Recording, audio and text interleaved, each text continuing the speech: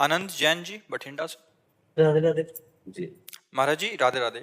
महाराज जी, क्या कोई हमारे ऊपर जादू टोना कर सकता है? क्या भजन के प्रभाव से उसको खत्म किया जा देखो, सकता हमारी जो मान्यता है बच्चा, कि जब हमारे कर्म बिगड़ते हैं तो कोई जादू टोना करे या ना करे, हम वैसे परेशान रहते हैं। बुरी दशा आने के पहले बुद्धि बदली जाती है। वो किसी न किसी तरह से जाको विधना दारुण दुख दीन, ताकि मत पहले हरिलीन। समझ रहे हो ना बच्चा? हमें जब दुख भोगना होता है तो हमारी बुद्धि ही हमें धोखा दे देती है। हमें लगता है कि किसी ने हमें कुछ कर दिया है, और कहीं इसका सपोर्ट देने वाला कोई मिल जाए कि अरे उसने तुम्हारे ऊपर कुछ कर दिया, जादू टोना कर दिया, बस जान लो, फिर परेशान हो, फिर परेशानी हो जाएगी। हम तुम्हें शास्त्र की बात बता रहे हैं। को ना काहू के सुख दुख कर दाता, निज कृत कर्म भोग सुन भ्राता। अब जैसे हमारे पाप कर्म हैं, अब कोई जीवात्मा हमको दंड देना चाहता है, अब वो भूत योनि का हो गया है, अब संयोग बनेगा और वो हमको दंड देगा, क्योंकि हमारे कर्म, और बिना झाड़ फूंक के अगर हमारा कर्म हट गया भोग का, वो अपने आप हट जाएगा, खत्म हो जाएगा। ऐसे ही रोग आ जाते हैं, ऐसे व्यक्ति से घटना हो जाती है। हम जा रहे हैं, हमारा कोई दुश्मनी का मतलब नहीं है, और जरा सा ऐसी घटना घटी, वो मार पिटाई, दुश्मनी, और भारी दुश्मनी बन गई। कर्म, भूत का ऊपर आवेश आ जाना, या शरीर में रोग आ जाना, या कोई एक्सीडेंट घटना होकर शरीर का अंग भंग हो जाना, या किसी व्यक्ति से अचानक द्वेष हो जाना, ये और कोई नहीं है, ये हमारा कर्म है। अगर हम कर्म संभाल लें तो सब ठीक हो जाए। तुम तो बच्चा घर में रहते होगे, हम इस स्मशान में रहें गंगा किनारे, और जवान बचपन से 13 वर्ष से घूमते, हमको कभी हमारे दिमाग में ना भूत चढ़ा और ना कभी कोई तंत्र मंत्र चढ़ा। खूब ही स्मशान में ऐसे कुत्ते लाश नोच कर गाँव में संस्कार कम करते, गंगा में प्रवाहित कर देते थे। अब तो नियम भी लग गए हैं कि आप ऐसे नहीं प्रवाहित कर सकते। पहले ऐसा कोई नियम नहीं था, 40-45 वर्ष पहले ऐसे फेंक दिए जाते थे, तो कुत्ते घसीट लाते थे, नोच रहे तो गंगा किनारे ही रहते थे हम। वो सब दृश्य कहीं कुछ नहीं बच्चा। अपना कर्म खराब है तो हर जगह कदम कदम पे परेशानी, और अपना कर्म अच्छा है तो इस स्मशान में भी कहीं कोई भूत नहीं मिला। समझो, इस स्मशान में भी गंगा किनारे रहने पर कोई भूत नहीं रहा। इसलिए हमें लगता है नाम जप करो और भगवान का स्मरण करने से सब ठीक हो जाता है। और वैसे भी हनुमान चालीसा में लिखा है ना, भूत पिशाच निकट नहीं आवे, महावीर जब नाम सुनाए है। हाँ, जिस समय भगवान के महाभागवत से हनुमान जी का स्मरण कर, भूत पिशाच निकट नहीं आए। हम जब बचपन में थे तो जिस एक घर में जाना होता था तो एक गली थी अंधेरी, दो होते हैं किसानों के यहाँ गाँव में, दो होते हैं, एक जहाँ जानवर और बैठक होती है, और एक होता है घर, जहाँ घर परिवार बहुएं रहती है, तो थोड़ा अंतराय होता है। तो वहाँ से जब जाओ तो अंधेरे गली थी, तो जैसे माता जी कहते बहुत डर लगता है, तो कहते थे हनुमान जी जपो। तो ऐसे आस पास देखा, अंधेरे में बिजली तो गाँव में होती नहीं थी, तो जय हनुमान जय हनुमान जय हनुमान, वो तीव्र गति से भाग गए और अपने घर में गए जय हनुमान। और ये पक्का विश्वास था कि जय हनुमान कहेंगे तो भूत छुएगा नहीं, क्योंकि अम्मा ने बताया है कि जय हनुमान कहने से संस्कार बचपन से पढ़ते हैं। माँ ने भक्ति के संस्कार, भगवान के संस्कार डाल दिए। तो बच्चा निर्भय रहो, नाम जप करो, और जो कोई मानसिक या शारीरिक भूतावेश या किसी भी तरह का कोई भी दुख है, वो हमारा कर्म है। ऐसे पूरे संसार में भूत है, किसी के नहीं चिपट जाएंगे, उसी के चिपटेंगे जिसका संस्कार है, जिसको भोगना है, वैसे फिर वो कष्ट भोगता है जीव। तो इसलिए मुझे लगता है अगर नाम जप करो, भगवान की भक्ति करो, तो कोई परेशानी नहीं आएगी, कोई भूत प्रेत नहीं सता सकता है। हम खूब बचपन से घूमे, किसी का साथ नहीं रहा, कभी कोई सताया नहीं। तो हमें लगता है बच्चा कोई भी दुख परास्त नहीं कर सकता है। भगवान का भरोसा हो और भगवान का चिंतन हो, चिंतन भगवान का हो, तो कोई दुख परास्त नहीं कर सकता। और भगवान का चिंतन न हो, शरीर स्वस्थ है, सब व्यवस्था है, फिर भी जलोगे, कामनाएं जलाएंगी, आपका गलत चिंतन आपको जलाएगा, पड़ोसी जला देगा, कोई द्वेष वो आपके चिंतन में आके आपको क्लेश देता रहे, और भारी कष्ट है। और भगवान आनंद सिंधु का चिंतन है, तो देखो आप लोग भी सुनने आते हो, क्या आनंद की बात सुनने आते हो, आनंद का क्या महिमा ये देखने आते हो। साधु महात्माओं को क्यों देखते हैं? ये भगवान के भक्त है, आनंद सिंधु के भक्त है, देखते हैं भक्ति का क्या स्वरूप है। एक अलौकिक शांति मिलती है। देखो आप लोग यहाँ बैठे हो, एक अजीब शांति, एक अलौकिक शांति जो किसी भी तरह से अन्य उपायों से नहीं हो सकती, वो यहाँ बैठने मात्र से आपको मिलेगी। क्योंकि भगवान का धाम है, भगवान की भक्त जैसे भी हैं भगवान के ही है ना, तो उसका प्रभाव होता है, जो परिवर्तन होता है ना लोगों के दिमाग का।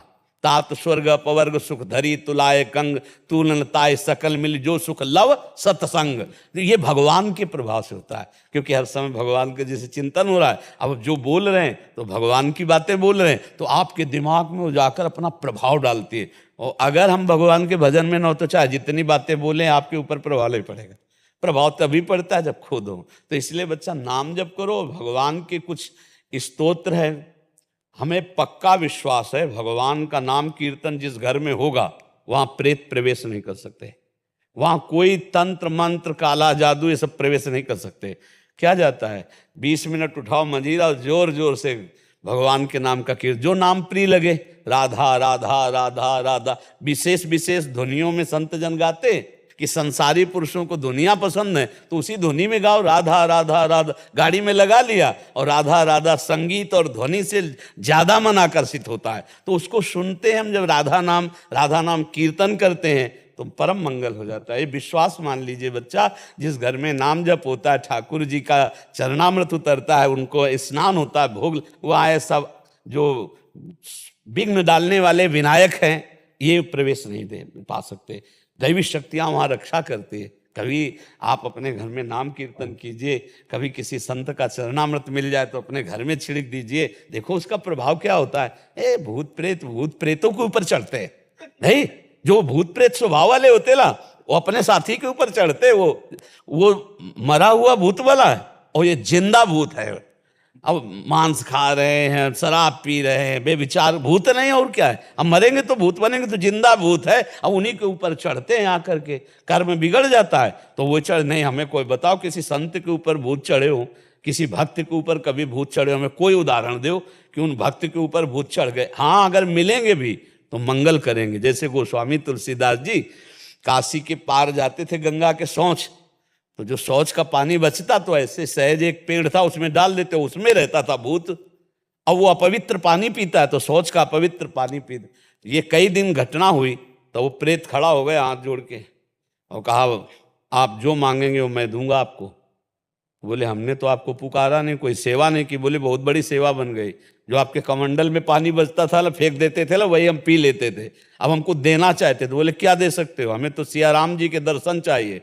बोले इतनी सामर्थ्य में नहीं, उपाय बता देंगे, हो जाएंगे पक्का दर्शन। बोले क्या? बोले जब राम कथा कहते हो तो उस समय हनुमान जी कथा सुनने आते हैं, उनके पैर पकड़ लेना, वो तुम्हें दर्शन करा देंगे। बोले हम पहचान कैसे पाएंगे कि हनुमान जी आते? तो बोले सबसे पहले कथा में आके बैठ जाते हैं और मलिन भेष है और बूढ़े स्वरूप में आते हैं और सबसे पीछे कथा में प्रणाम करके जाते हैं। जो ऐसा करे वो हनुमान जी होंगे। अब तुलसीदास जी जब भगवान की चर्चा शुरू देखा कि शुरू होने के पहले एक वयोवृद्ध विशाल काय आकर चुपचाप बैठ गए से। यत्र यत्र रघुनाथ कीर्तनम तत्र तत्र कृतमस्त कांजलम वाष्पवारि परिपूर्ण लोचनम मारुति नमत राक्षसांतकम। अश्रु प्रवाह करते हुए भगवान की चर्चा सुनते। और जब कथा संपन्न हुई सब चले गए, तब वहां के ऐसे रज लेके ऐसे लगाया कि भक्त चरण रज है। सोई गोस्वामी जी दौड़ पड़े, सोई भागे हनुमान जी। तो तुलसी घाट से काफी दूर है संकट मोचन हनुमान जी, वही संकट मोचन हनुमान जी। तो काफी दूर में जाके चरणों के, तो हनुमान जी रुक गए। बोले क्या चाहते हो? तो कहा सिया राम जी के दर्शन। तो कहा यहाँ नहीं, चित्रकूट चलो। तब चित्रकूट हनुमान जी लिवा गए। फिर राजकुमार के रूप में जब राम लक्ष्मण जी के दर्शन हुए, चंदन, तो वो लीला। तो देखो प्रेत ने भगवत साक्षात्कार का विधान बना दिया।